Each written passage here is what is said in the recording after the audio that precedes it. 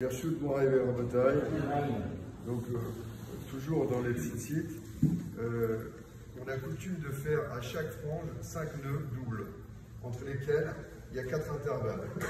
C'est-à-dire qu'on introduit les 4 fils dans le trou, ensuite on attache un nœud double, ensuite on fait 7 tours, puis ensuite on fait 8 tours, ensuite on fait 11 tours et ensuite 13 tours.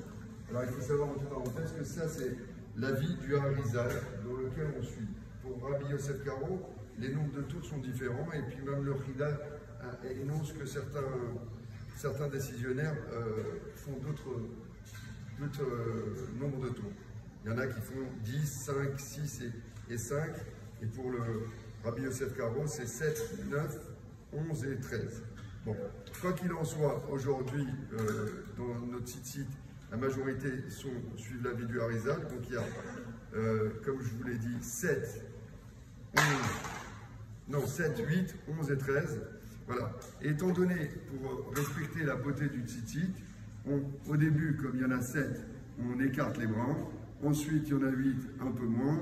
Et de manière à ce que les intervalles essayent d'être coordonnés. Et identiques, effectivement. Voilà. Donc, ensuite, il faut respecter une longueur globale de tout le tzitzit de 12 largeurs de pouce.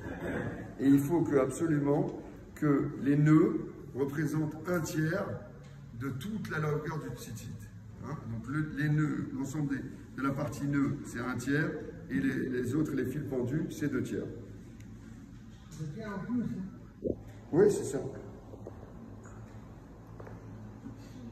Et effectivement, dernière recommandation, c'est ce qu'on a, il faut essayer de faire en sorte que ça soit équilibré, c'est-à-dire quand on fait les nœuds, qu'on arrive à ce que les distances soient équidistants, de manière à ce qu'on ait ce genre de choses, c'est-à-dire que les tzitzit sont séparés et il y a à peu près les mêmes longueurs dans les deux bouts.